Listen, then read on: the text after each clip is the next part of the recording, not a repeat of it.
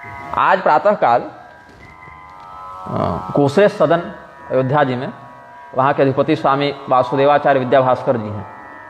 तो आज उनसे प्रातःकाल संवाद हो रहा था, तो उन्होंने एक संस्मरण बताया कि दक्षिणी भारत से कुछ रामानुजी महात्मा, त्रिदंडी सन्यासी इत्यादि आए थे, तो हरिद्वार में रुके थे। तो वहीं पर स्वामी जी का कोई सन्निधान था, आश्रम था। तो बाहर उन्होंने देखा कि शिवलिंग भी स्थापित है। तो भड़क गए कि हम लोग वैष्णव हैं, विष्णु परक आराधना करते हैं, आप शिवलिंग स्थापित किए हुए हैं, तो इससे तो संप्रदाय द्रोह हो जाएगा। तो स्वामी जी ने उत्तर दिया, ये जो शिव जी हैं ना, इन्हीं के हृदय में हमारे नारायण बैठे हुए हैं। विष्णु से हृदय शिव और शिव से हृदय विष्णु। तो यदि हमारे नारायण जहाँ पर बैठे हैं उन्हीं को हम हटा दें तो हमारे नारायण बैठेंगे कहाँ? ऐसा उन्होंने समन्वय दृष्टिकोण से उत्तर दिया। तो कई बार क्या होता है, अनन्यता और दुराग्रह में भेद करना बड़ा कठिन हो जाता है कि हम अनन्य भक्त हैं कि दुराग्रही भक्त हैं।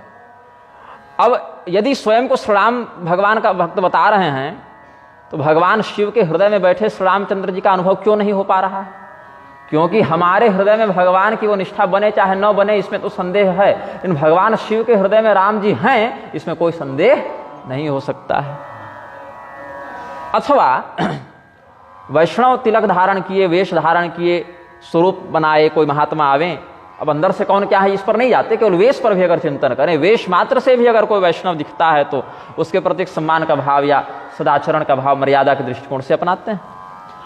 तो जो भगवान महादेव वैष्णवों में सर्वश्रेष्ठ हैं, वैष्णव शिरोमणि हैं, अपने गुरु का सम्मान करते हैं, अपने गुरु के गुरु का सम्मान करते हैं, अपने गुरु के गुरु भाई का भी सम्मान करते हैं, अथवा कोई अज्ञात महात्मा भी अगर उस प्रकार से वेश रूप में भी आ जावे तो उनका सम्मान करते हैं। तो जो शास्त्रों में वैष्णवाग्रणी के रूप में सिद्ध हैं, उनके प्रति द्वेष भाव क्यों? तो अगर ऐसा द्वेष भाव बन रहा है तो समझना चाहिए कि ये भक्ति नहीं, ये दुराग्रह है।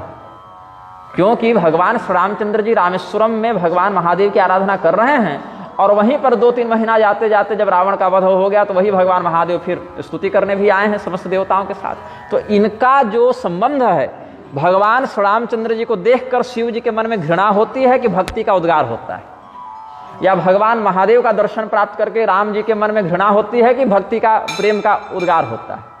तो शैव को देखकर वैष्णवों के मन में और वैष्णवों को देखकर शैवों के मन में प्रेम उठना चाहिए, भक्ति का भाव उठना चाहिए कि घृणा और द्वेष का भाव उठना चाहिए। हम तो समझते हैं कि भगवान श्री रामचंद्र जी और भगवान महादेव एक दूसरे को देखकर जितने प्रेम से अभिभूत होकर व्यवहार करें, वैसा ही उनके भक्तों को भी करना चाहिए। तब शुद्ध मन है, तब मन में कोई कपट नहीं है, ऐसा हमारा अनुभव है। तो महारामायण का यह सिद्धांत है कि भूमौ जले नभसि देव नरासुरेषु भूतेषु देव सकलेषु चराचरेषु पश्यन्ति शुद्ध मनसा खलु राम रूपम रामस्य तच्छितितले समुपासकाश्च। भगवान के उपासक नहीं, नारायण विराजी, भगवान के उपासक नहीं, भगवान के समुपासक, सम्यक उपासक को ही समुपासक कहा गया है। उपसर्ग लगाकर कहा, इसके विशेष अर्थ को प्रकाशित करने के लिए सम उपसर्ग लगाया गया, उसमें फिर प्रभाव बढ़ गया। उपासक और समुपासक, मार्ग और सन्मार्ग, आचरण और सदाचरण, उसके प्रभाव को निर्मलता से प्रकाशित करता है। तो आचरण कैसा हो? दुराचरण नहीं, सदाचरण हो। मार्ग कैसा हो? कुमार्ग नहीं, सन्मार्ग हो। तो उपासना कैसी हो? दुर्भिसंधि वाली अशास्त्रीय उपासना नहीं। तो अशास्त्रीय उपासना तो रावण और मेघनाद ने भी की, भगवान महादेव की आराधना की है, उपासक तो वे थे। लेकिन भगवान महादेव की जो आराधना महर्षि दधीची ने की, भगवान की जो आराधना मार्कंडेय जी ने की, जो उपमन्यु जी ने की, वेदव्यास जी ने की, भगवान ने भी अन्य अन्य विभूतियों में जो आराधना की, क्या वह आराधना रावण के समान, भस्मासुर के समान है? नहीं, उससे बहुत ऊपर की आराधना है। तो ये समुपासक थे। तो सम्यक उपासना क्या है? पृथ्वी, जल, आकाश, देवता, मनुष्य, असुर, प्राणियों में चर अचर सर्वत्र शुद्ध मन से भगवद रूप का दर्शन हो, यह चिंतन करें। और ये सबसे संभव नहीं है। इसमें भी कहते हैं, गोस्वामी जी इसी भाव का स्मरण करके कहते हैं कि इसीलिए राक्षस तक भी भगवान की ही सृष्टि का एक अंश हैं, और भगवान ने वही, जैसे सपने में हमने कोई गुंडा बना लिया तो भले वो अधर्मी है, लेकिन हमारा ही स्वरूप बनाना, हमने ही अपने को बना लिया, तो भगवान का ही स्वरूप ये भी है, ऐसा समझकर उसके अंदर बैठे परमात्मा तत्व का अभिवादन किया। यहाँ राक्षस को प्रणाम नहीं किया।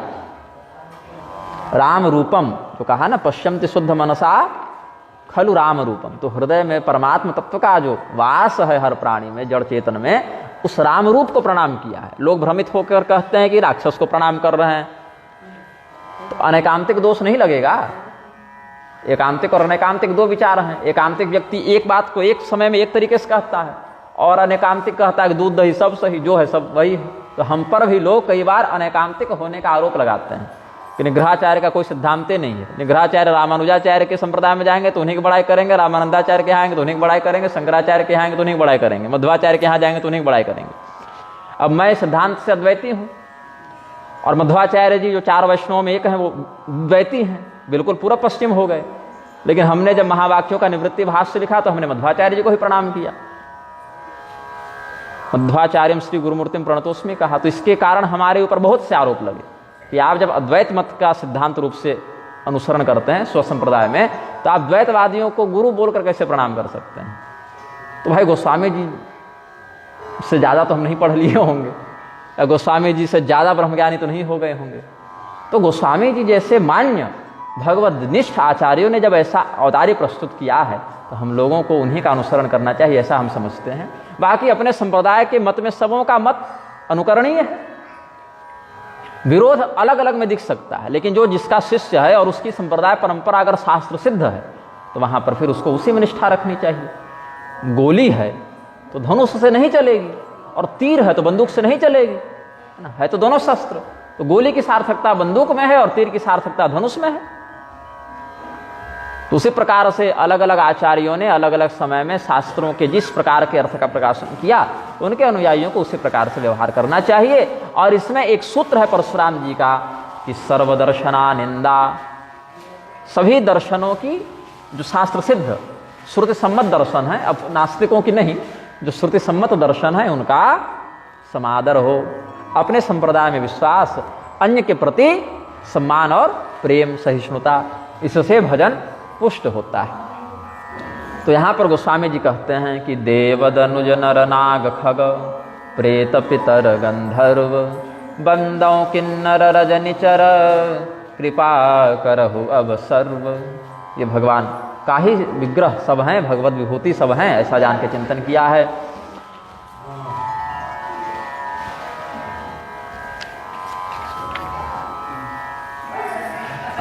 आकर 4,84,00,000 जाति जीव जल थल नभवासी, सिय राममय सब जग जानी, करऊं प्रणाम जोरि जुग पानी। जान कृपा कर किंकर मोहु, सब मिल करहु छाड़ी छल छोहु।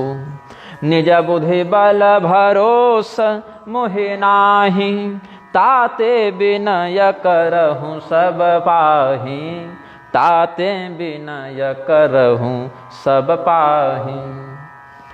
जिस समय परमात्मा के संकल्प शक्ति से, सुशिक्षा शक्ति से मूल प्रकृति ने इस संसार का निर्माण किया, उसमें अच्छा बुरा जैसा कुछ था नहीं। और जब यह संपूर्ण जगत प्रपंच, दृश्य अदृश्य जगत प्रपंच परमात्मा में विलीन हो जाएगा, तब भी अच्छा बुरा कुछ बचेगा नहीं। ये सारा झगड़ा बीचे का है। जब तक संसार दिख रहा है, तुम साधु हो, चोर हो, डकैत हो, अच्छे हो, बुरे हो, राजा हो, गरीब हो, ये सारा झगड़ा जब तक स्थिति है तभी तक। सृष्टि और संहार में ये सब बातें नहीं होती। काहे भाई, संहार में तो देवता भी मरते हैं, राक्षस भी मरते हैं, जब महाप्रलय हो जावे तो कौन बचेगा फिर। तो अच्छा बुरा ऊपर नीचे ये सारा झगड़ा स्थिति में है, सृष्टि संहार में झगड़ा नहीं होता। इसीलिए गोस्वामी जी कहते हैं ताते विनय करो सब पाही, सबसे हम अपना अनुनय निवेदित करते हैं, क्योंकि अपने बुद्धि बल का हमको भरोसा नहीं है। जो भगवान करुणा निधान हैं, कृपा निधान हैं, उन्हीं के आप सब भगवत विभूति हैं, इसलिए आप भी उन्हीं करुणा निधान के विग्रह होने से स्वयं भी करुणा निधान हो गए। परमात्मा सर्वत्र है, इसलिए सब परमात्मा रूप हैं। इसीलिए आप लोग छल छोड़कर हम पर कृपा करें, क्योंकि देवता और असुर मिलेंगे तो सत्संग नहीं करेंगे, लड़ेंगे। श्री सीताराम। देवता और असुर लगेंगे तो झगड़ा करेंगे, और यदि मनुष्य और राक्षस मिल जाए तो राक्षस मनुष्यों को चबा जाएं, तो यहां पर विरोध हो जाएगा। लेकिन भगवान के यहां विरोध नहीं है। जो सर्प और जो गरुड़ बाहर झगड़ा करते फिरते हैं, भगवान के पास वही शेषनाग और गरुड़ जी बड़े प्रेम से रहते हैं। हालांकि वो भगवत विभूति हैं, उनकी तुलना सामान्य सर्प और पक्षी से नहीं कर सकते, लेकिन कहने का भाव है कि भगवान के यहाँ इस प्रकार का छल कपट नहीं चलता, द्वेष नहीं चलता। महादेव जी के यहाँ देख लीजिए, सर्प और चूहे में प्राकृतिक वैर होने के बाद भी वासुकी नाग और गणेश जी का मूषक प्रेम से रहते हैं। सर्प और मोर में झगड़ा होने के बाद भी कार्तिकेय जी का मोर और भगवान का सर्प प्रेम से रहते हैं। सिंह और बैल में विरोध होने के बाद भी भगवती का सिंह और भगवान का बैल नंदीश्वर। भगवान के वृषभ का क्या नाम है? नंदीश्वर। और भगवती के सिंह का नाम है सोमनंदी, सिंह का नाम। अच्छा आपकी तो राशि भी सिंह है शायद ना, लग्न सिंह है, कुछ ऐसा ही राशि। तो अच्छा, उस दिन जो सिंह का वर्णन कर रहे थे राजा दिलीप और नंदिनी गाय के प्रसंग में, उस सिंह का नाम कुंभोदर था, बताना भूल गए तो उसमें भी स्मरण हो गया। तो भगवान के यहाँ इस प्रकार का वैर और वैमनस्य नहीं चलता, वहाँ सब एक समरस ब्रह्म तत्व के चिंतन में लगे रहते हैं, ऐसा विरोध नहीं। हाँ, कहीं अगर विरोध दिख जाता है तो उसको भगवान की लीला समझना चाहिए, रस विस्तार के लिए किया गया एक नाटक समझना चाहिए। जैसे दो अभिनेता किसी फिल्म में नाटक कर रहे हैं, तो कोई चोर बन गया, कोई पुलिस बन गया, आपस में लड़ रहे हैं, और जब उसके अभिनय का कार्य पूरा हुआ तो फिर यथावत है। उसी प्रकार से भगवान के भक्तों में भी, पार्षदों में भी यदि किंबा कहीं विरोध की स्थिति शास्त्रों में दिख भी जावे, तो उसको भगवान की इच्छा से लीला विस्तार के लिए किया गया एक अभिनय समझकर स्वीकार करना चाहिए, उसमें दोष दर्शन नहीं करना चाहिए। तो इसीलिए जब सब भगवत रूप होंगे तो आपसे झगड़ा नहीं करेंगे, सब भगवान के ही समान हम पर कृपा करेंगे। अच्छा, भगवान के कुछ बड़े प्रिय भक्त हैं, यहाँ सभी वैष्णव महात्मा बैठे हैं, तो विष्णु भगवान के भक्तों के ही उदाहरण से हम इस विषय को समझाएंगे। प्रहलाद नारद पराशर पुंडरीक व्यासाम्बरीश शुक शौनक भीष्म दाल्भ्याम रुक्मांगदार्जुन वसिष्ठ विभीषणादीन पुण्यानिमान परम भागवतान नमामि। स्तुति करते हुए अनुशासन में वर्णित है, प्रहलाद जी भगवान के भक्त हैं। प्रहलाद जी ने प्रधानता से किस रूप की आराधना की थी? नृसिंह रूप की आराधना की थी। प्रहलाद जी का सीधा संबंध नृसिंह रूप से बताते हैं।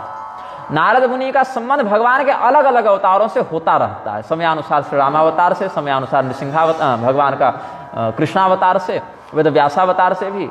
लेकिन नारद जी का सर्वोत्कृष्ट संबंध किस अवतार से है? नर नारायण अवतार से।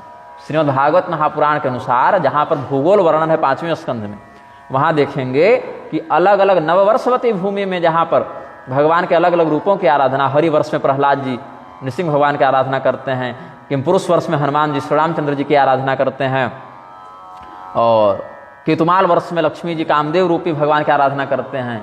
इस प्रकार से अलग अलग वर्षों में बात है। तो भारत वर्ष में भगवान नारद नर नारायण की आराधना करते हैं, ये वहाँ पर स्पष्ट किया है। तो प्रहलाद, नारद, फिर पराशर मुनि। पराशर मुनि भगवान विष्णु की प्रधान आराधना करते हैं, वैकुंठनाथ की आराधना करते हैं। पुंडरीक भक्त, विठ्ठल भगवान विराज रहे हैं ना महाराष्ट्र में, पुंडरीक भक्त के पर। और पुंडरीक नाम के एक आचार्य का भी वर्णन मिलता है। तो इसके दो, एक भक्तमाल वाले पुंडरीक भी हैं, एक पौराणिक पुंडरीक भी हैं। वेदव्यास जी भी अलग अलग स्वरूपों की आराधना किए हैं। अध्यात्म रामायण में भगवान श्री रामचंद्र जी का भी निरूपण किया, और श्रीमद् भागवत में भगवान कृष्ण का भी निरूपण किया, और सब पुराण वही लिख दिए, तो फिर कोई बचे भी नहीं, और भगवान की विभूति भी स्वयं है। तो प्रहलाद, नारद, पराशर, पुंडरीक, व्यासाम्बरीश, अम्बरीश जी जो हैं किनकी आराधना किए हैं, इस पर मतभेद है। क्योंकि अम्बरीश जी जब भगवान की आराधना कर रहे थे, दुर्वासा मुनि ने उनको शाप दिया, तो सुदर्शन चक्र रक्षा करने आए हैं, कृत्या से भस्म हो जाओगे, ऐसा अभिचार किया है, शापात्मक व्यवहार किया है, तो सुदर्शन चक्र आए हैं। अब इस पर जो है अद्भुत रामायण का मैं प्रसंग आपको बताता हूँ, और मेरी बड़ी इच्छा है कि मैं अद्भुत रामायण पर भी कुछ व्याख्यान करूँ, कभी कभी सौभाग्य होगा तो बोलेंगे। और जहाँ तक मेरी योजना चल रही है, यदि भगवान की इच्छा हो गई तो इसकी कथा मैं वृंदावन में करूँगा, 7 दिनों तक, 2-4 महीना के अंदर ही, ऐसा भाव है। ऐसे ही निःशुल्क निस्वार्थ ऐसे ही बैठकर सत्संग होगा, महात्मागण सुनेंगे इसी भाव से, कोई यजमान के लिए नहीं। कोई न मिले तो पेड़ के नीचे बैठकर शुरू हो जाए, जिनको सुनना होगा ही जाएंगे। तो अद्भुत रामायण में विश्वमोहिनी का प्रसंग है, जो यहाँ भी आगे समयानुसार देवर्षि नारद के प्रकरण में स्पष्ट होगा। जो देवर्षि नारद विश्वमोहिनी से विवाह करना चाहते थे, फिर भगवान ने बंदर का स्वरूप बना दिया था उनका। तो ये विश्वमोहिनी अम्बरीश की बेटी थी, जिसको शीलनिधि राजा के रूप में यहाँ गोस्वामी जी ने वर्णन किया है। तो अम्बरीश नाम आया है उस प्रकरण में, अद्भुत रामायण में। और अद्भुत रामायण में भगवती सीता का अद्भुत पराक्रम वर्णित है, उसको भी वाल्मीकि जी ने ही लिखा है। बहुत विशाल नहीं है, मतलब कुछ 1000-1500-2000 श्लोक होंगे, बहुत मोटा ग्रंथ नहीं है, लेकिन वो वाल्मीकि रामायण का ही हिस्सा है। बृहद्धर्म पुराण के अनुसार वाल्मीकि रामायण में 25,000 श्लोक हैं, और वाल्मीकि रामायण की ही बात करें तो वहाँ पर 24,000 वर्णित हैं। तो वही सहस्त्र श्लोकात्मक भाग का विस्तार करके अद्भुत रामायण का परिकल्पन उन्होंने किया है, ऐसा समझना चाहिए। तो अद्भुत रामायण में अम्बरीश जी का वर्णन है, वहाँ पर भगवान वैकुंठनाथ की आराधना करते हैं, ऐसा वर्णन है। सुखदेव मुनि भगवान कृष्ण की आराधना करते हैं, प्रसिद्ध भगवती राधिका से उन्होंने मंत्र ग्रहण किया है और भगवान कृष्ण की आराधना करते हैं। शौनक मुनि, वो भी सूत जी के माध्यम से समस्त पुराणों का अधिग्रहण किए हैं, तो तत्वनिष्ठ महात्मा है, समस्त रूपों की आराधना करते हैं। भीष्म पितामह भगवान कृष्ण की आराधना की है, समकालीन भी थे, और मरने के समय उन्होंने कहा है, प्रयाण के समय, सदैव देवो भगवान प्रतीक्षताम कलेवरं यावदिदं हिनोम्यहम प्रसन्नहासारुणलोचनोल्लसन् मुखाम्बुजो ध्यान पथश्चतुर्भुज। और इस श्लोक को मैं रोज पढ़ता हूँ। अब जब समय मिले, स्नान करने के बाद समय मिल जावे तो पढ़ लूँ, सोने से पहले समय मिल जाए तो पढ़ लूँ, लेकिन एक बार पढ़ लेता हूँ। इसका अर्थ क्या है? वो परमात्मा, वो शंख चक्र गदा पद्म धारण किए हुए भगवान, जिनका ध्यान योगी जन अपने चित्त से करते रहते हैं, वे अत्यंत प्रसन्नता से हमारे मरने की प्रतीक्षा करें। ये इस श्लोक का भाव है, सदैव देवो भगवान प्रतीक्षताम। क्योंकि अपनी औकात तो पता है कि अंतराम कहीं आवत नहीं, ये तो अपनी स्थिति पता है। यदि भगवान मरने के समय अपना नाम उच्चरित न करवाना चाहे तो कोई प्रयत्न से नहीं कर सकता, क्योंकि हर व्यक्ति के जीवन में मरने से पहले 10-5 बार ऐसे अवसर अवश्य आते हैं कि वो मरते मरते बचता है। तो उसी समय परीक्षण कर लेना चाहिए कि हमें भगवान याद आ रहे थे कि संसार याद आ रहा था। अगर अभी हम मर जाते, बिल्कुल गाड़ी बिल्कुल निकट से गुजरी, 1/2 इंची के लिए बच गए, या पानी में डूबते डूबते बचे, या करंट लग गया। कौन महात्मा थे? नारायण शरण जी थे क्या? 2 वर्ष पहले जो करंट लग गया था यहीं पर, वो कुटिया में, नई कुटिया बन रही थी, मैं ही पानी में डूब रहा था बचपन में। और हमको तो खैर बहुत प्रकार से लोगों ने पुरस्कृत किया, हमको जहर दे दिया गया था जब मैं 2.5 वर्ष का था, फिर भी नहीं मरे। और बहुत प्रकार के हत्याओं के तो रोज 1-2 धमकी आ जाती है कि मर्डर हो जाएगा हमारा, रोज। जिस दिन नहीं आती उस दिन हमको खलबली मचती है कि हमारे विरोधी कम तो नहीं हो रहे, क्या है भाई तुम लोग, कुछ डांटो फटकारो, गाली गलौज करो। तो हत्या की तो 100-150 धमकियां आ गई हैं अभी तक। तो चिंतन करते हैं कि जिस क्षण प्राण निकलेंगे उस समय भगवान का नाम स्मरण होगा कि नहीं होगा। अगर गूंगे हो गए, वाणी स्खलित हो गई, तो कोई सुनाने वाला होगा कि नहीं होगा। तो मैं एक भारी षड्यंत्र करता हूँ मैं क्या करता हूँ कि वर्ष में 1-2 कथा भगवान को यजमान बना के सुना देता हूँ, क्योंकि मनुष्य जो दक्षिणा देता है वो खर्च हो जाती है, और भगवान परलोक में जो दक्षिणा देंगे सो तगड़ी देंगे, अपने स्तर पर देंगे। तो भगवान सर्वोत्तम दक्षिणा क्या देंगे कि मुक्त कर दें। तो ऐसे ही देव मूर्तियों को मैंने अपने जीवन की पहली भागवत कथा भगवती दुर्गा को श्रोता बनाकर की थी, ग्राम देवी को, और देवी भागवत, महाभागवत, श्रीमद् भागवत वाराणसी में गंगा जी को यजमान बनाकर सुनाई। तो ऐसे मैं प्रयास करता हूँ कि समय अगर खाली है अपने पास, और न भी खाली है तो कहीं अगर कार्यक्रम व्यवस्थित किया जा सके इधर उधर, तो समय निकाल के भगवान को ही बैठाकर, हमारे पिताजी ने जो अभी इस धरातल पर विद्यमान हैं, उनकी कृपा है हम पर, श्रीमद् भागवत महापुराण का 158 पारायण हनुमान जी को सुनाया, पूरा संस्कृत जन्माद्यस्व से भवे भवे तक 158 पारायण पूरे श्रीमद् भागवत का करते हैं, और अखंड किया, साप्ताहिक मत से अखंड किया। मतलब ये नहीं कि रोक रोक कर, सोमवार से प्रारंभ करते, रविवार को 7 दिन सप्ताह पारायण, फिर उसी सोमवार से 7 दिन, फिर उसी सोमवार से 7 दिन, ऐसा करते करते लगभग 3.5 वर्ष उनको लगे थे, 3 साढ़े 3 वर्ष लगे थे। तो माता पिता को हमने देखा कि उस प्रकार से तपस्यात्मक जीवन रहा है, तो उनका संस्कार अनुग्रहित हुआ जीवन में। तो भगवान से भीष्म पितामह जो प्रार्थना किए हैं वही भाव हम अपनाने का प्रयास करते हैं कि सदैव देवो भगवान प्रतीक्षताम, वह देवाधिदेव परमात्मा हमारी प्रतीक्षा करें।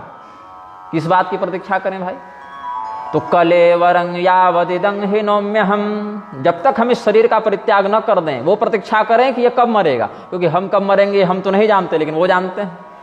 तो वो प्रतीक्षा करें जब ये मरे, और जिस समय हम मरने वाले हों अपनी ओर से भगवान स्वतः संज्ञान लेते हुए प्रसन्न हासारुण लोचनोल्लसन्मुखाम्बुजो ध्यान पथस चतुर्भुज, वही चतुर्भुज स्वरूप। ये तो भीष्म पितामह के भाव है, हमको तो कोई भी चलेंगे हमको तो श्री राम रूप में आ जावे, चाहे श्री कृष्ण रूप में आ जावे, चाहे नृसिंह रूप में आ जावे, चाहे दुर्गा रूप में आ जावे, चाहे शिव रूप में आ जावे, चाहे गणपति रूप में आ जावे, सूर्य रूप में आ जावे, यूनिफॉर्म चाहे वो जो अपना ले, लेकिन तत्व तो परमात्मा तत्व है। तो हमको ऐसा कोई हठ नहीं कि वही रूप शंख चक्र गदा पद्म ही चाहिए, धनुष बाण भी चलेंगे, मोर मुकुट भी चलेंगे, लेकिन आ जाइएगा कम से कम, ये भाव रहता है।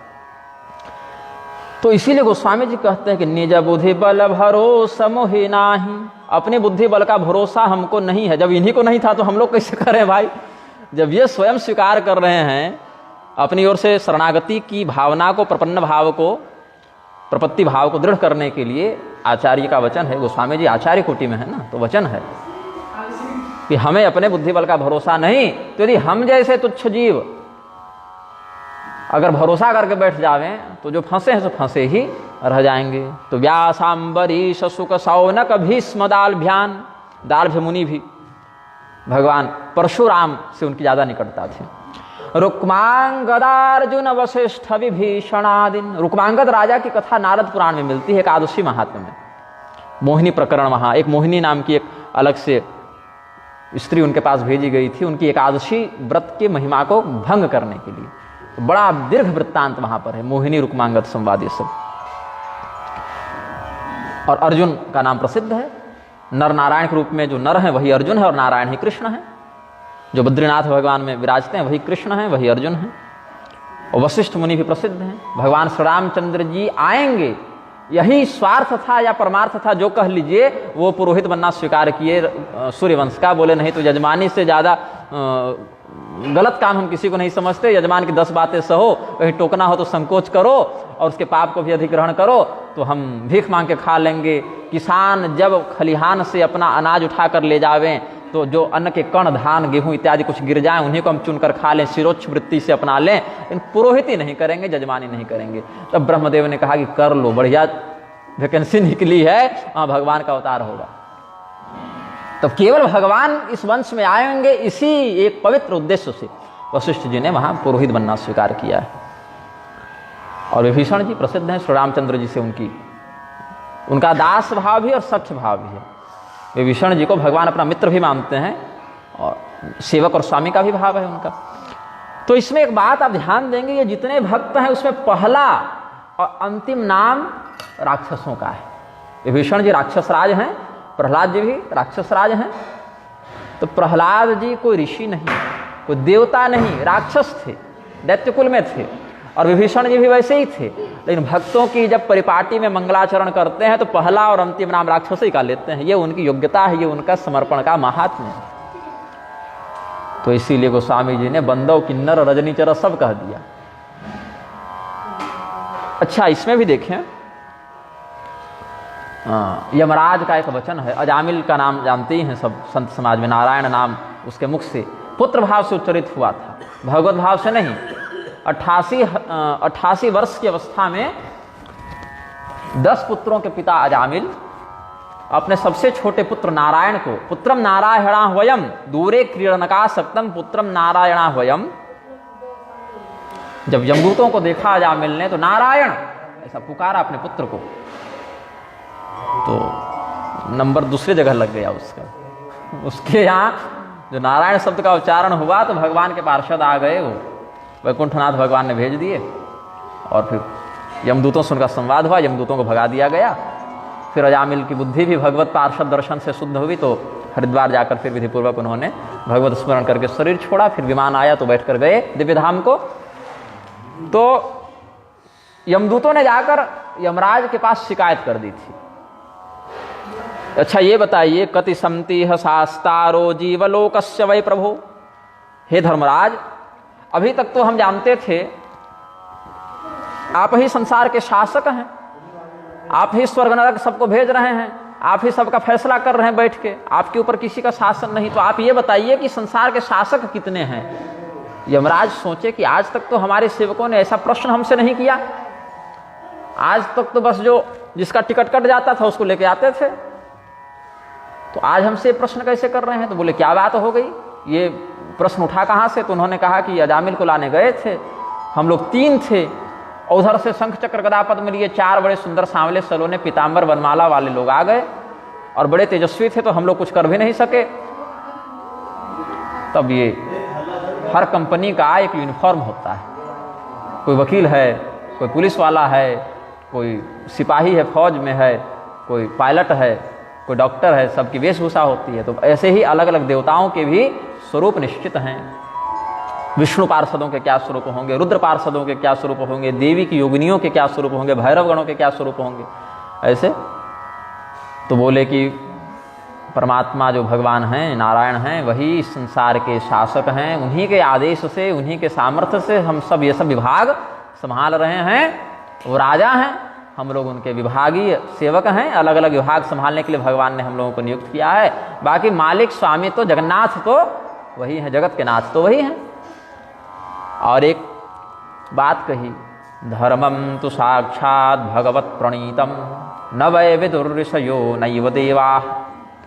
धर्म जो है, धर्मराज नाम है ना यमराज का, जो गरिमामय संबोधन, वो धर्मराज है। पापियों के लिए यमराज हैं और दुष्टों के लिए, धर्मात्माओं के लिए धर्मराज हैं। एक स्वरूप बड़ा सुंदर है, सौम्य है। गरुड़ पुराण इत्यादि का भी अध्ययन करेंगे, सारोधारे सही, लेकिन उसमें भी वर्णन है कि यमलोक में प्रवेश करने के 4 दरवाजे हैं। तो दक्षिण दिशा से जो द्वार खुलता है वहां से पापियों को लाया जाता है और पूरब उत्तर पश्चिम से धर्मात्माओं को लाया जाता है। तो जब धर्मात्मा आते हैं तो यमराज का बड़े आह्लादक स्वरूप में दर्शन करते हैं, वो बड़ा दिव्य सुंदर मनोरम स्वरूप है। और जब धर्मात्मा को देखते हैं यमराज तो बड़े प्रसन्न चित्त से उसका स्वागत करते हैं। और पहले से उस सभा में जो पुण्यात्मा देवता ऋषि सब विद्यमान हैं उनको कहते हैं कि देखो ये अमुक व्यक्ति अमुक स्थान पर अमुक कुल में उत्पन्न हुए थे, वहाँ इन्होंने ऐसा ऐसा दिव्य धर्म का आचरण किया, तो हम सब इनका स्वागत करेंगे। इन्होंने अपने जीवन को कृतार्थ किया है, इन्होंने असफल नहीं किया अपने जीवन को। फिर उसका स्वागत करके जैसा पुण्य होता है वैसे धाम को भेज देते हैं। और जो दुष्ट होता है उसको जब लाया जाता है तो यमराज का स्वरूप देखकर ही वो बेहोश हो जाता है। इतना विकराल भयंकर स्वरूप, बड़ी बड़े दांत, नाखून, अंगार छोड़ती हुई आंखें, काला कलूटा स्वरूप, अट्टहास करते हुए, जीभ इतनी लंबी कि कान तक जीभ पहुंच जाए, जीभ से कानों को चाटते हुए, सूर्य के समान तेजस्वी नेत्रों से उसको भस्म कर देंगे ऐसा देखते हुए और डांटते हुए कि तुमको यही करने मनुष्यों ने भेजे थे, अभी भी नहीं सुधरे हो। तो आत्मा संयमितो येन सदैवस्तु यम स्मृतः। यम क्यों कहते हैं? उन्होंने अपनी आत्मा का संयम करके रखा है। अपने गड़बड़ हो जाएंगे तो निर्णय कैसे देंगे? तो जो न्याय की गद्दी पर बैठा हो उसको स्वयं निष्पक्ष और धर्मज्ञ होना चाहिए और निर्भय भी होना चाहिए, नहीं तो लोग ही धमकी देंगे कि ज्यादा मत फैसला कीजिए, देख लेंगे आपको। तो यमराज को निर्भय भी होना पड़ेगा। और निर्भयता कैसे आती है? भगवत शरणागति से ही निर्भयता आती है। तो भगवान ही धर्म के स्वामी भी हैं, प्रवर्तक भी हैं और धर्म के द्वारा आराध्य भी वही हैं। आचार प्रभवो धर्मो धर्मस्य प्रभुरच्युतः, विष्णु सहस्रनाम के आखिरी में देखेंगे तो सदाचरण प्रधान, श्रुति स्मृति पुराणागम सम्मत मर्यादा में जो सदाचरण विहित है वही धर्म है। और उस धर्म का जो स्वामित्व धारण करते हैं वही अच्युत भगवान है, जो अपने प्रभाव से कभी नीचे नहीं गिरते। चाहे वो सारथी की गद्दी पर बैठ जाएं तो भी परमात्मा ही रहेंगे, चाहे द्वारिका की गद्दी पर बैठ जाएं तो भी परमात्मा ही रहेंगे, चाहे दिव्य दिव्य आभूषणों से युक्त होकर अयोध्या के सिंहासन पर बैठ जाएं तो भी परमात्मा ही रहेंगे, चाहे जंगल जंगल हे सीते का विरह लीला करें तो भी परमात्मा ही रहेंगे।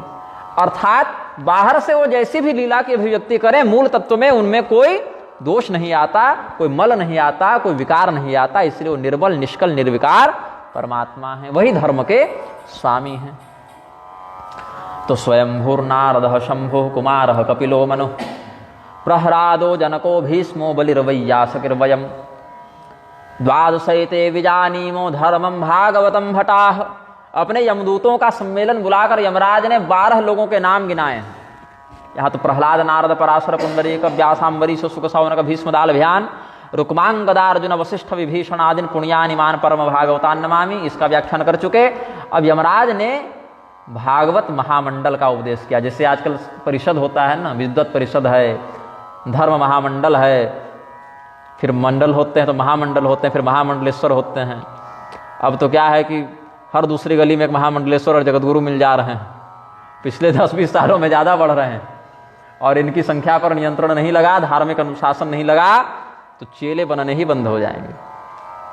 पहले क्या था, शिष्य गुरु के पास किसी तत्व के जिज्ञासा से उपस्थित होते थे कि गुरुदेव हमारे कल्याण का हमें उपदेश करें। अब शिष्य पहले लिस्ट बनाता है कि इस संप्रदाय में इतने महात्मा हैं और ये महात्मा जी ज़्यादा बूढ़े हैं, संपत्ति अधिक है, ज़्यादा दिन बचेंगे नहीं, 1-2 साल में इनका प्रयाण होने वाला है, तो इनका चेला बन जाओ और कुछ ऐसा षड्यंत्र करो कि यदि वसीयत लिख चुके हो तो गुरु जी के जाने के बाद वसीयत गायब कर दो, और वसीयत गायब न कर सको तो कुछ उसमें छेड़छाड़ कर दो और अपने उत्तराधिकारी बन जाओ। गुरु भी अधिक धन देने वाले शिष्य के प्रति, उत्तरकांड में तो गोस्वामी जी बहुत कड़े शब्दों में सब बता ही दिए हैं, और जो दिखता भी है समाज में, कोई एकांतिक विषय तो है नहीं, सार्वजनिक विषय है। गुरु के तत्वनिष्ठा पर निष्ठा रखने वाला शिष्य तन मन धन से अपना समर्पण, अपनी शरणागति गुरु के सामने व्यक्त करते थे, और 1 2 साल 4 साल गुरु पहले उसकी परीक्षा लेते थे कि ये कितना योग्य है, ये व्यक्ति इस ज्ञान का अधिकारी है कि नहीं, ये इस मंत्र का, इस उपासना का अधिकारी है कि नहीं। तो जाकर नाली साफ करो, गोबर उठाओ, झाड़ू लगाओ, छोटी सेवा दे देते थे। फिर उसकी निष्ठा, उसके समर्पण की परीक्षा लेते हुए धीरे धीरे बड़ी सेवा देते थे। ठीक है, आज का राग भोग तुम लगाओ, आज का पारायण तुम करो, और विशेष सेवा देते। जब विशेष सेवा देते तो फिर 2-4 महीना बड़े पद पर बैठाने के बाद, पुजारी भंडारी दरबारी बनाने के बाद फिर उसको नीचे गिरा देते कि जाओ अब 1 महीना गौशाला देखो तो तुम केवल गोबर उठाएगा, ताकि कहीं उसके मन में ऊपर से नीचे आने पर कोई क्षोभ तो नहीं हो रहा है, वो उस सेवा में रस मिल रहा है कि नहीं उसको। विविध प्रकार से कभी डांट देते, कभी प्रेम करते, कभी धिक्कारते, कभी 10 लोगों के सामने तिरस्कृत भी कर देते थे।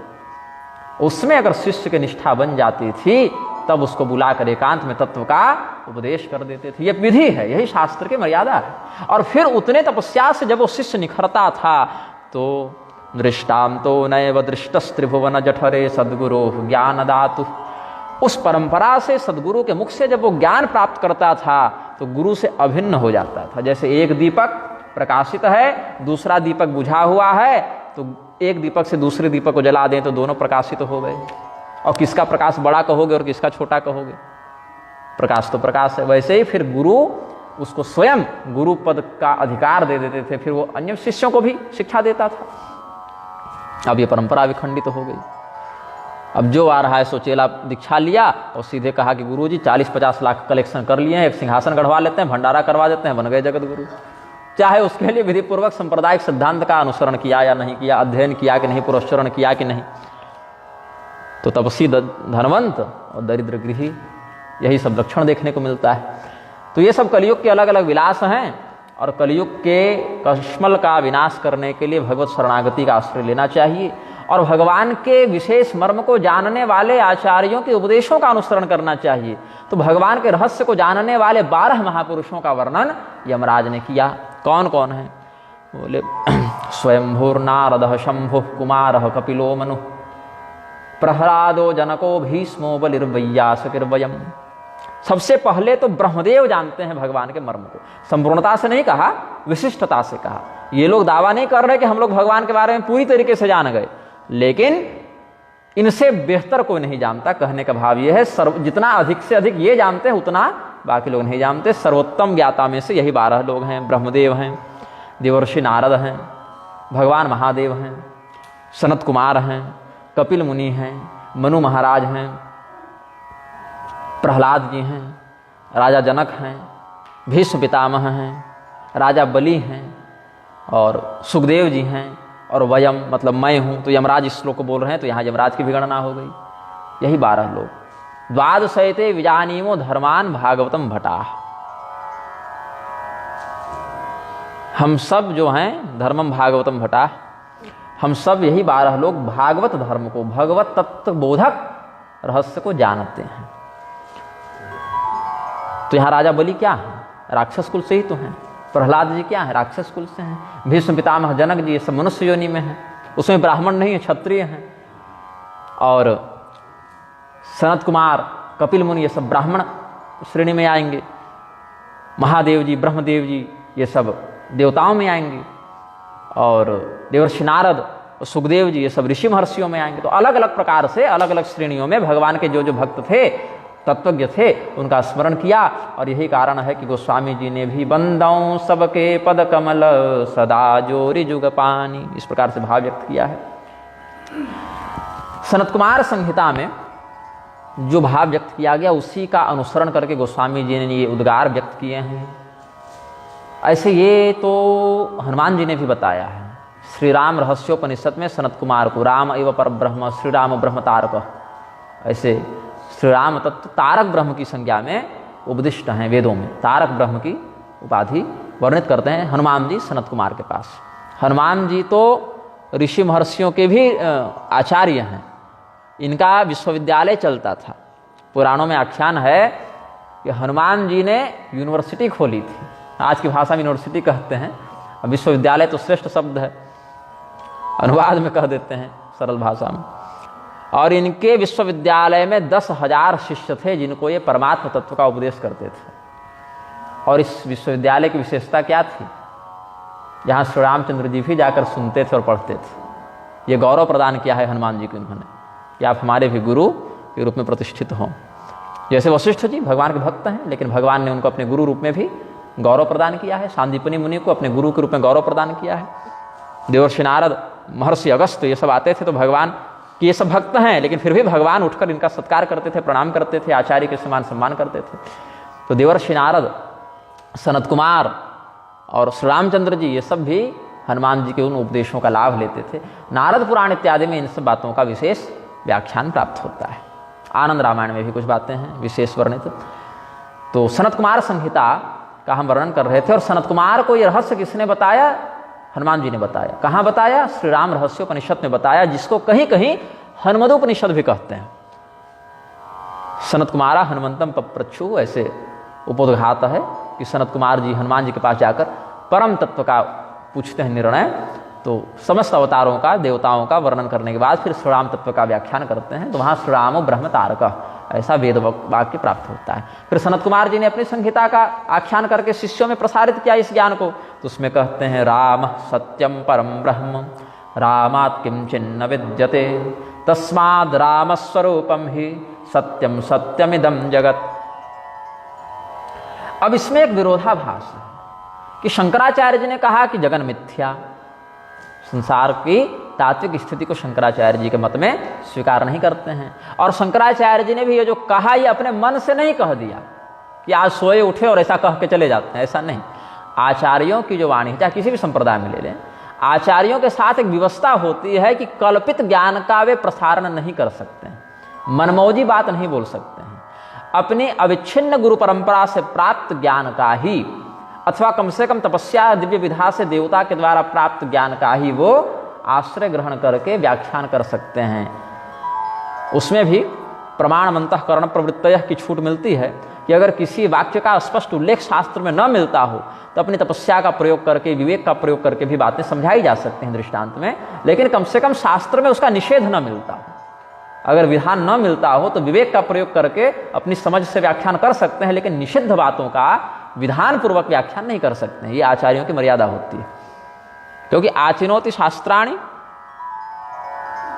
तो शास्त्रों का चिन्वन करके, शास्त्रों को चयन करके वहां से जो प्रधान प्रधान बिंदु हैं, सारभूत हैं, उसको शिष्य को यथावत उपदिष्ट करके आचरण करने और कराने वाला ही गुरु आचार्य कहलाता है। यह भी परिभाषा है शास्त्रों में। मत्स्य पुराण इत्यादि में वचन है, तंत्र शास्त्रों में भी वचन प्राप्त होते हैं। तो शंकराचार्य जी ने भी जो कहा वो अपने मन से कल्पना करके नहीं कह दिया, वो भी निरालंबोपनिषद ये सब का आश्रय लेकर कहे हैं। जीवो ब्रह्म एवं नापर इत्यादि का सिद्धांत उपनिषद का उन्होंने वहीं से ग्रहण किया है। वेद वाक्य है, वेद वाक्य हम और आप तो बनाए नहीं, हो तो भगवत वाक्य है। तो यहाँ पर जो कहा कि सत्यम सत्यम इदम जगत, और वहाँ कहते हैं जगन मिथ्या, इसमें विरोधाभास दिखता है। तो विरोधाभास क्यों दिखता है? क्योंकि शब्दार्थ को पकड़ रहे हैं, लक्ष्यार्थ को नहीं पकड़ रहे हैं, ऐसा हमारा चिंतन है। जगत की स्थिति में ही भजन होता है। भजन कब होगा?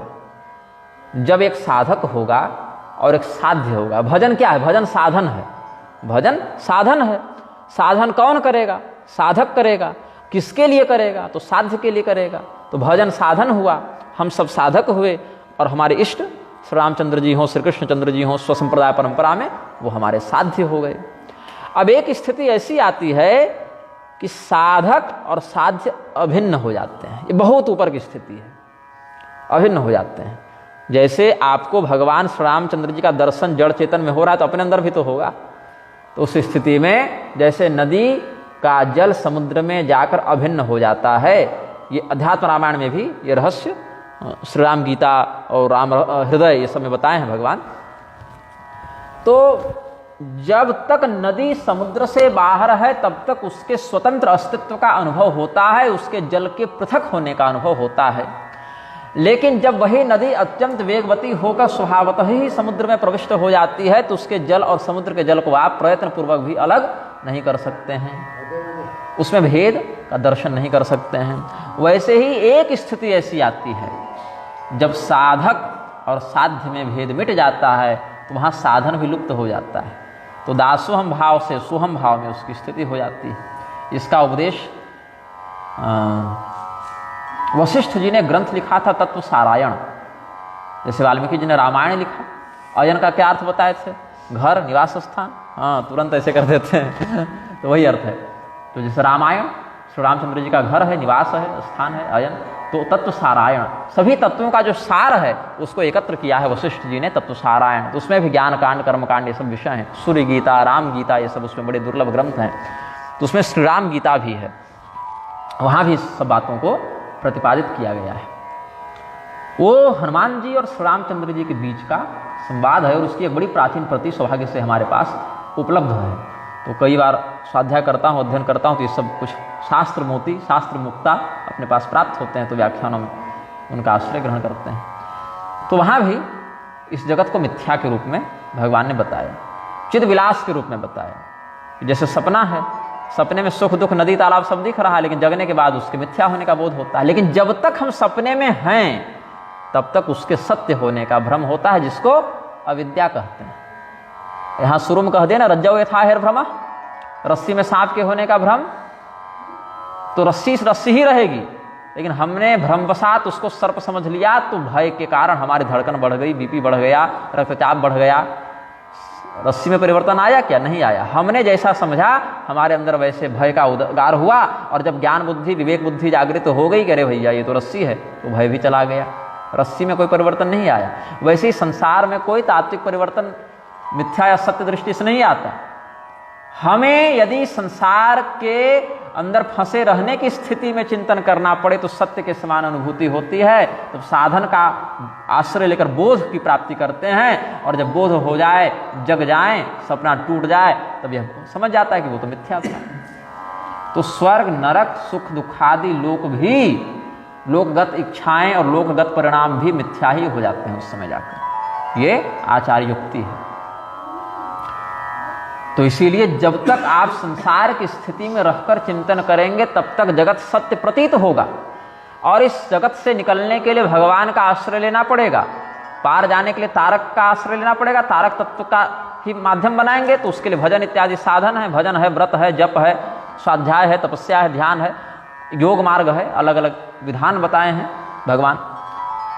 तो कोई जप का आश्रय ले रहा है, कोई भजन का आश्रय, कोई कीर्तन का आश्रय, कोई पाठ करने का, तो कोई पाठ सुनने का, अलग अलग विधानों से भगवत परायण होने का माध्यम भगवान ने तय बताया है। तो ये सब साधनों का आश्रय लेता है। कब? जब जगत में स्थित है। अब जगत से पार ही चला गया तो फिर साधन का लोप हो गया, तब तो साध्य साधक भेद मिट गया। तो यहाँ पर कहते हैं राम सत्यम परम ब्रह्म रामात् किंचिन्न विद्यते। क्योंकि उस सत्य स्वरूपी परमात्मा के अतिरिक्त कुछ है ही नहीं, इसीलिए जगत भी परमात्मा का ही एक स्वरूप समझना चाहिए। तो बोले जब परमात्मा सत्य है और सत्य का अभाव नहीं होता, ना भावो विद्यते सतः, श्रीमद् भगवद गीता भगवान कहते हैं सत्य तत्व का अभाव नहीं होता। क्योंकि सत्य क्या है? निर्विकार, अपरिवर्तनीय, अविनाशी है। इसीलिए सत्य स्वरूपी परमात्मा, सत्यनारायण शब्द है ना भगवान के लिए। कैसे नारायण? और सत्यनारायण तो कहते नहीं, सत्यनारायण कहते हैं। सत्यव्रतम सत्य परम त्रिसत्यम सत्यस्य योनिम निहितम च सत्य, ये सब भगवान की स्तुति में कहते हैं।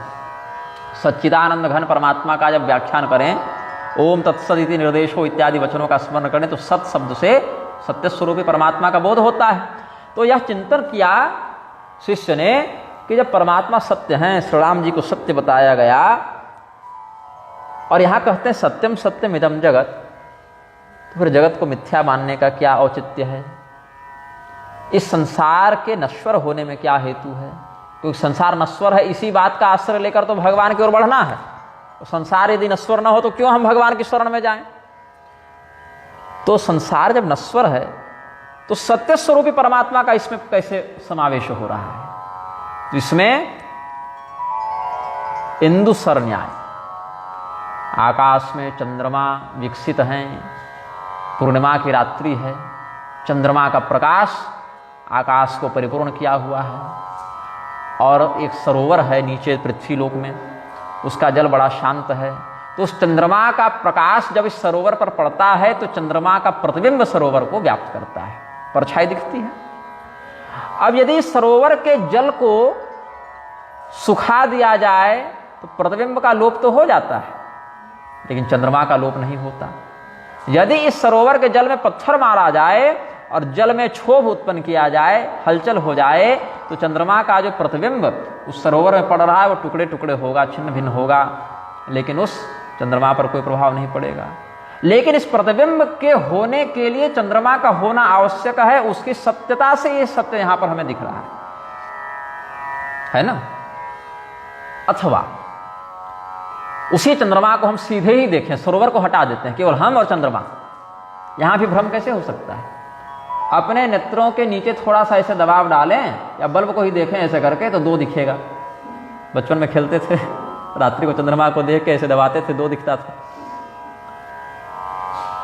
तो दो स्पष्ट चंद्रमा आकाश में दिख रहे हैं, समान आकृति, समान प्रकाश, लेकिन क्या वो वास्तव में दिखने के बाद भी सत्य है? नहीं, अपितु वहां एक ही चंद्रमा है। भले दो दिख रहा है लेकिन चंद्रमा एक ही है। तो दो क्यों दिख रहा है? क्योंकि हमारे नेत्रों में जो देखने की क्षमता है उसमें कुछ विकार आ गया है। अब जो दूसरा चंद्रमा दिख रहा है उसको मिटाने के लिए क्या करना पड़ेगा? तो इस विकार का समाधान करना पड़ेगा। विकार को मिटाओ तो वास्तविक सत्य का दर्शन हो। तो जहां पर दो दिख रहे थे वहां पर एक ही दिखेगा, जो सत्य था वही दिखेगा, और दूसरा सत्य के ही समान दिखने के बाद भी सत्य था नहीं।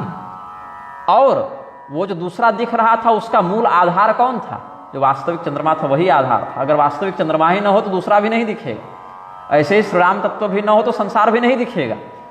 लेकिन इसका अर्थ ये नहीं है कि संसार की तुलना भगवान से कर दिया जाए कि भगवान जैसे सत्य है वैसे संसार भी सत्य है। नहीं, संसार की सत्यता उस नेत्र विकार के कारण, बुद्धि विकार के कारण दिख रही है, और जब वो विकार समाप्त होगा तो असत्य का लोप होगा और केवल सत्य स्वरूपी श्री राम तत्व का बोध हो जाएगा। तो इसीलिए जहां पर सत्यम सत्यम इदम जगत कहा वहां सविकार दृष्टि युक्त जगत का बोध है, और जहां जगन मिथ्या कहा वहां विकार रहित दृष्टि से जगत की नश्वरता का प्रतिपादन करते हुए ब्रह्म तत्व के सत्य का अवलोकन करने का भाव है। तो राम सत्यम परम ब्रह्म रामात् किंचिन्न विद्यते तस्माद् राम स्वरूपम ही सत्यम सत्यमिदम जगत, ये वचन कहा। इसके बाद वो स्वामी जी की आगे की चौपाई का आश्रय लेते हैं। करण चहवु रघुपति गुण गाहा लघुमति मोरि चरित अवगाहा सूझन एकौ अंग उपावु सूझन एकौ अंग उपावु मन मतिरंक मनोरथ रावु मन मतिरंक मनोरथ रावु। कोई बहुत गरीब व्यक्ति है, बहुत दरिद्र है, भिक्षाटन इत्यादि के माध्यम से अन्य लोगों के सहयोग से किसी प्रकार से एकाध वक्त का, एकाध समय का भोजन हो जाता है। अब यदि वो अपने मन में ये मनोरथ धारण कर ले कि हम तो भैया एकदम सोने के महल में रहेंगे और मणिमुक्ता जटित सिंहासन पर बैठेंगे और विविध प्रकार के भोगोपभोग से अपने जीवन को पुरस्कृत करेंगे, तो इसकी मूर्खता ही कही जाएगी। अति महत्वाकांक्षा कही जाएगी। देखिए महत्वाकांक्षा भी गलत नहीं है, लेकिन अति महत्वाकांक्षा हो जाना ये गलत है, ये अशोभनीय भी है।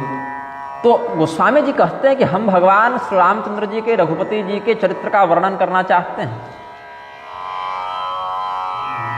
लेकिन समस्या क्या है, हम गरीब हैं और भगवान जगदीश्वर हैं, जगत के सिंहासन पर जो बैठे हैं उनका हम वर्णन कैसे कर दें, क्योंकि विस्तृत चरित्र है और हमारी बुद्धि गरीब है, दरिद्र है। यहाँ तक कि चरितम रघुनाथस्य शतकोटि प्रविस्तरम एकैकमक्षरम पुंसाम महापातकनाशनम। भगवान का चरित्र जो है वो अतुल्य है, अनंत है। 100 करोड़ श्लोकों का एक उपमान बता दिया गया, लेकिन इसको भी संपूर्णोपमान नहीं कहा, इतना ही है। इदमित्थम कही जात न सोए, ये सब भी वचन है, इतना ही है, ऐसा ही है, ये दावा नहीं कर रहे, ये आश्वासन नहीं दे रहे, अपितु अनंत है, शतकोटि प्रविस्तर है। तो बोले फिर उतना पढ़ेंगे, समय रहे, समझ रहे तब ना उद्धार होगा। बोले नहीं, भगवान के चरित्र की यही विशेषता है कि एक अक्षर में भी पूर्ण है। एकैकम अक्षरम पुंसाम महापातकनाशनम। जो प्रभाव संपूर्ण श्री राम अनंत चरित्र का है, वही प्रभाव उस चरित्र के जुड़े एक अक्षर का भी वही प्रभाव है। केवल राम कह दो तो भी वही प्रभाव है, और संपूर्ण 100 करोड़ श्लोकों का पारायण कर दो तो भी उसका वही प्रभाव है। बोले फिर फायदा क्या, जब केवल 2 अक्षर से काम बन सकता है तो इतने इतने श्लोकों की रचना का क्या कारण है। इसीलिए क्योंकि भक्त अतृप्त होता है, तृप्ति भक्ति में बाधक है। भजन करने से मन भर जाए तो समझ लो भक्ति खंडित हो रही है। भक्त वही सच्चा है जो सदैव प्यासा बना रहे, जिसको भजन कथा का चाव बना रहे। परीक्षित जी को सुखदेव जी 4 श्लोक में भी भागवत का मर्म समझा के उद्धार करवा सकते थे, लेकिन परीक्षित जी जब तक जीवित रहे तब तक कथा ही सुनते रहे। हनुमान जी जैसे परम तत्ववेत्ता भक्त भी आज तक भजन करके तृप्त नहीं हुए कि हाँ अब हो गया, अब नहीं करेंगे, सदैव अतृप्त बने रहे। इसलिए भगवान के श्रेष्ठतम भक्तों में उनकी गणना होती है। देवर्षि नारद कभी नहीं कहे कि चलो बहुत भजन हो गया अब आराम करेंगे, नहीं, उनका नारायण जप कीर्तन अहर्निश विद्यमान है। तो भजन तो श्वास पर चलता है। जो सचेतावस्था में नहीं भी कर सकते हैं ऐसे योगी जन अजपा जप के माध्यम से श्वास पर भी भगवान का नाम सुमिरते रहते हैं, जपते रहते हैं। अखंड वृत्ति से भजन करने का निर्देश शास्त्र देते हैं। तो ये बात केवल गोस्वामी जी ने कहा ऐसा नहीं है, पूर्व काल के आचार्यों ने भी यही चिंतन किया है। क्व सूर्य प्रभवो वंशः क्व चाल्प विषया मति तेरशोर दुस्तरम मोहा दुड़ुपे नास्मि सागरम। अब सूर्यवंश का विस्तार कितना अधिक है, अलग अलग राजाओं के चरित्र यहाँ वर्णित हैं। जब रघुवंशम महाकाव्य लिखने के लिए कालिदास जी बैठे तो यही चिंतन किया कि कहाँ सूर्यवंश का महान उज्ज्वल पवित्र चरित्र, कहाँ हमारी छोटी सी बुद्धि, जिस प्रकार से लघु आकृति का अल्प संसाधन युक्त तरणी का आश्रय लेकर हम समुद्र पार नहीं कर सकते, लहरों के माध्यम से ही उसको नष्ट कर दिया जाएगा, वैसे ही अल्पमति का आश्रय लेकर सूर्यवंश के वर्णन में हम समर्थ नहीं हैं। तो जब सूर्यवंश के बाकी राजाओं के वर्णन में समर्थ नहीं है तो सीधे भगवान के चरित्र लिखने में कैसे समर्थ होंगे। फिर भी आगे क्या कहते हैं, मति अति नीच ऊंची रुचि आछी चाहिए अमीय जग जुरई न छाछी क्षमि हहि सज्जन मोरि ढिठाई सुनि हहि बाल बचन मन लाई सुनि हहि बाल बचन मन लाई। मेरी बुद्धि अत्यंत निम्न स्तरीय है। गोस्वामी जी की विनम्रता अद्भुत है, हृदय छू जाती है। कोई दूसरा व्यक्ति गोस्वामी जी का 10% ज्ञान भक्ति भी प्राप्त कर लेता ना तो उसके अहंकार की कोई सीमा नहीं होती, लेकिन इतने तत्वनिष्ठ महात्मा होने के बाद, भगवनिष्ठ महात्मा होने के बाद भी उनकी विनम्रता का अद्भुत स्तर है। गोस्वामी जी कहते हैं कि मेरी मति अत्यंत नीच स्तर की है और चाह हमारी बड़ी ऊपर की है कि हम भगवान का चरित्र लिख डालें। तो हाल क्या है कि पीने के लिए हमको छाछ नहीं मिल रही है समय पर और इच्छा करने के अमृत चख लें। तो चाहिए अमीय जग और जुरई न छाछी, हमको छाछ नहीं मिलती और हमको अमृत पीने की चाह है। ऐसे ही बुद्धि हमारी बड़ी खोटी है और इच्छा क्या है कि भगवत चरित्र का व्याख्यान करें। तो हमारी धृष्टता है, यह हमारा दुस्साहस है। और सज्जन लोग हमारे इस दुस्साहस को भूलकर हमें क्षमा कर देंगे, यह भी आशा है। क्योंकि हम तो संतों के बालक हैं, संतों के सेवक हैं, संतों के अनुयायी हैं। तो संत जन हमारी इस टूटी फूटी भाषा में जो भगवान का चरित्र है उसको सुनकर हमें डांटेंगे नहीं, फटकारेंगे नहीं। अभी तो जैसे घर में बच्चा तोतली बोली बोलता है, लाल बाबा बड़े प्रेम से आनंदित होते हैं बच्चों की बोली सुनकर।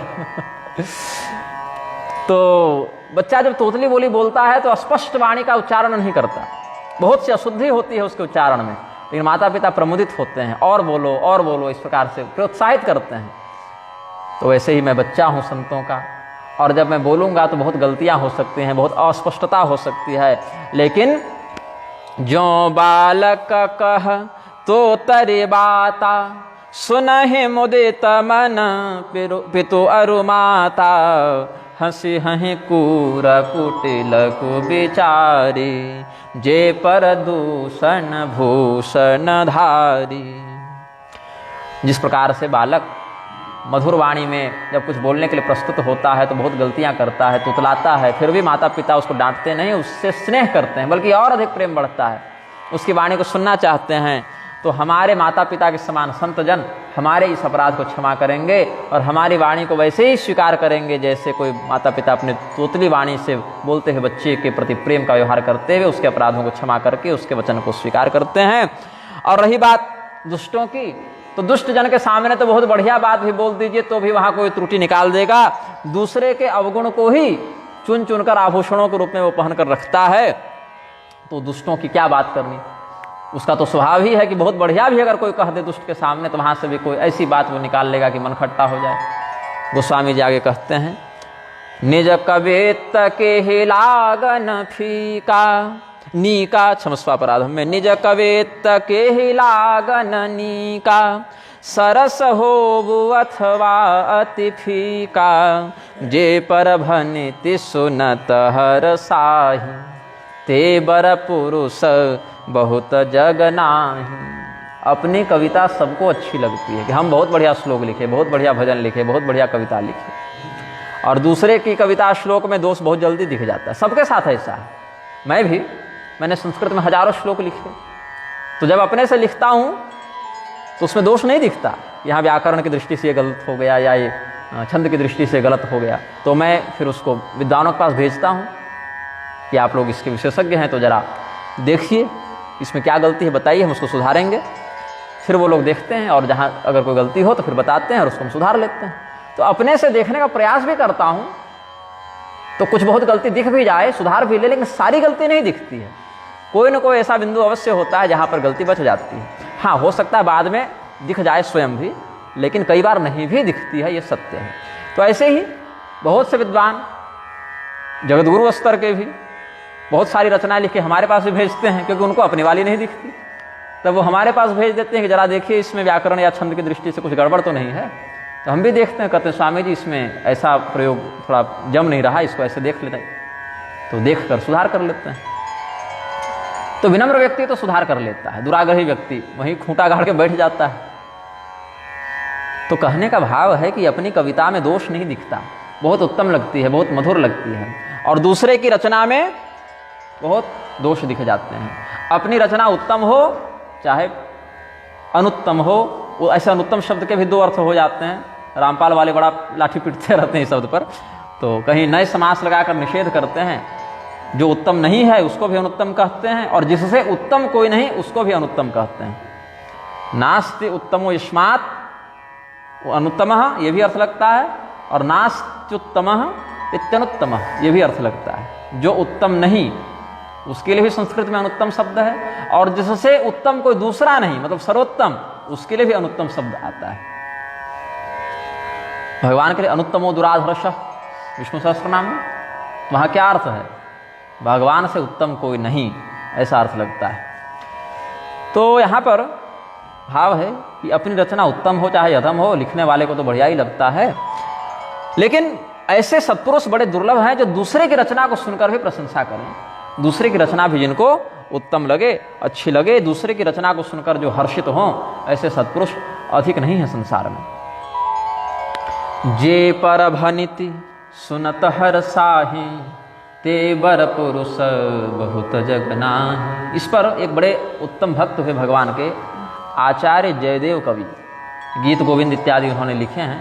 उड़ीसा क्षेत्र में उनकी बड़ी महिमा भी है। जगन्नाथ स्वामी के बड़े भक्त हुए वो जयदेव कवि, गीत गोविंद इत्यादि उनकी उत्कृष्ट रचना है। तो जयदेव स्वामी जी का एक भाव है, अपि मुदमुपयान्तो वाग्विलास स्वकीयैः, ये भी मालिनी छंद की शैली में लिखे हैं वो। अपि मुदमुपयान्तो वाग्विलास स्वकीयैः परभणिति सुतृप्तिं वान्ति सन्तः कियन्तः।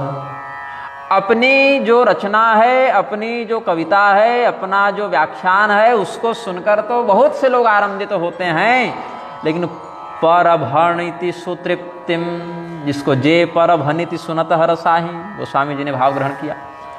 परभणिति सुतृप्तिम वान्ति संतः कियन्तः। ऐसे संत लोग कितने हैं जो दूसरे की रचना को सुनकर भी प्रसन्न हो, हर्षित हो, आनंदित हो, अपने वाग विलास से हर्ष को प्राप्त हुए। अच्छा, कुछ संत तो ऐसे भी हैं कि अपनी रचना में आनंदित होते हैं और दूसरे की रचनाओं में भी आनंदित होते हैं। ऐसे भी कुछ संत हैं। ये भी भाव जयदेव स्वामी जी का है।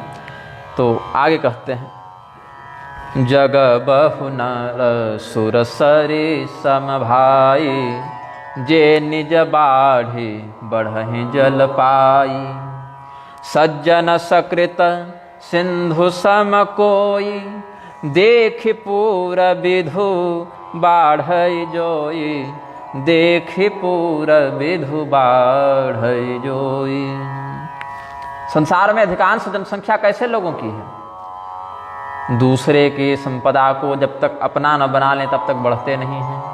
तो जो जल बादल में अवस्थित है, वर्षा के माध्यम से वही जल जब सरोवर में, नदियों में आता है, तो दूसरा का जल जब अपने पास आ जावे तो बढ़ जाते हैं। नदियों का जल बढ़ जाता है और सरोवर का जल बढ़ जाता है।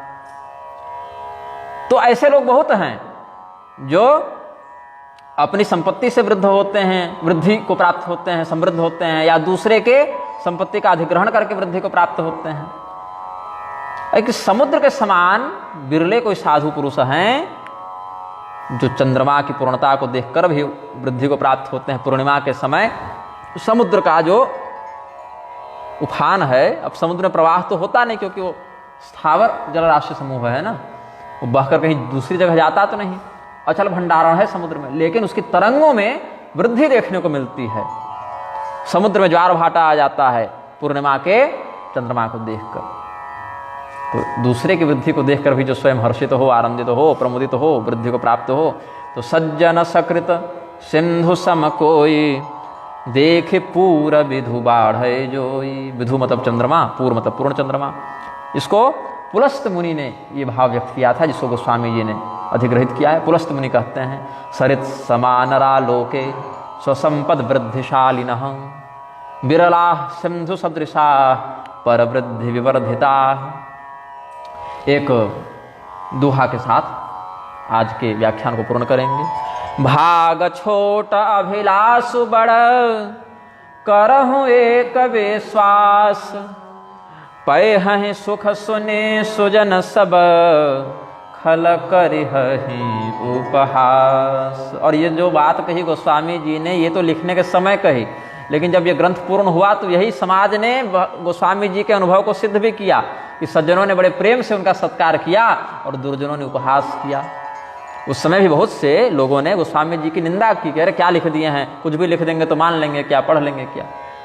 तिरस्कार भी हुआ है गोस्वामी जी का, लेकिन जो सज्जन थे उन्होंने बड़े प्रेम से, बड़े सत्कार से गोस्वामी जी का सम्मान किया है। तो इन्होंने कहा कि हमने जो लिखने का संकल्प किया है, ये जो श्री रामचरितमानस लिखने के लिए हम प्रस्तुत हुए हैं सज्जनों, तो जो हमारी स्थिति है उसके अनुसार तो भाग्य हमारा बहुत बड़ा नहीं है। भाग्य की दृष्टि से तो हम लघु हैं, भाग्यहीन हैं। भाग्य हमारा बड़ा छोटा है और अभिलाषा बड़ी है, बहुत अधिक है अभिलाषा। तो एक विश्वास हमें अवश्य है, और ये विश्वास बड़ा सही था गोस्वामी जी का कि पैहहि सुख सुनि सुजन सब।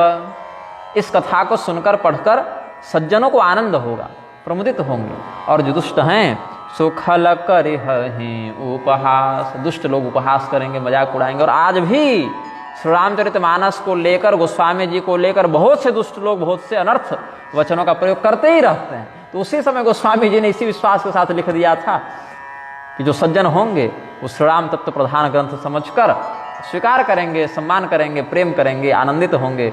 बाकी लोग मजाक उड़ाएंगे, तिरस्कार करेंगे, अपमान करेंगे। तो इस पर जो अनुभव है गोस्वामी जी का वो कहाँ से आया? वशिष्ठ मुनि का एक वचन यहाँ पर उद्धृत करते हैं वशिष्ठ संहिता से। यास्या, क्षमा करेंगे, ग्राम्याकृतिर्हास योग्या हसन्तु सुतराम खलाः रामकीर्ति सुधा धौतां त्वेतां गास्यन्ति साधवः। जब कोई व्यक्ति टूटी फूटी भाषा में, बहुत संस्कृत न जानता हो, बहुत अच्छा बोलना न जानता हो, क्योंकि वक्तृत्व शैली भी सबों में नहीं होती, संस्कृतज्ञ भी सब लोग नहीं होते, लेकिन अपनी जिस भी शैली में वो चाहे भगवान का कीर्तन भजन अगर कर रहा है, गंवार भाषा में भी कर रहा हो, गांव की भाषा देहाती भाषा में भी कर रहा हो, तो खल व्यक्ति उसका उपहास करते हैं। लेकिन उस ग्रामीण भाषा के पीछे जिस तत्व का वर्णन किया जा रहा है वो ब्रह्म तत्व है, राम तत्व है, ऐसा बुद्धिमान जन, भक्त जन विचार करते हैं। तो साधु लोग उसी के पीछे पीछे फिर उस राम कथा का भले ग्रामीण भाषा में हो लेकिन गान करने लग जाते हैं। तो ये दुर्जन और सज्जन में भेद है। ये सब आचार्यों की उक्तियों को हमने आज व्यक्त किया है। फिर खल परिहास होई हित मोरा इत्यादि वचनों पर कल चिंतन प्रस्तुत करेंगे। भगवान नाम संकीर्तन करें। सीताराम सीताराम सीताराम सीताराम सीताराम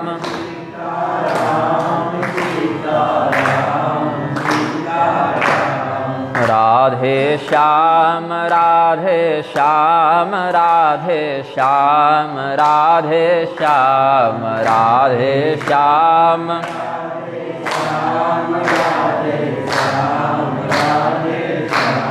सीताराम सीताराम सीताराम सीताराम सीताराम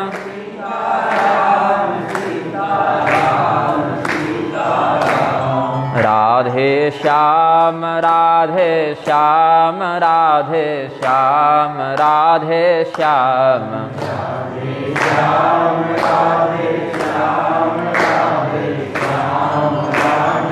प्रेम से बोले आनंद कंद भगवान की, श्री उमापति महादेव की।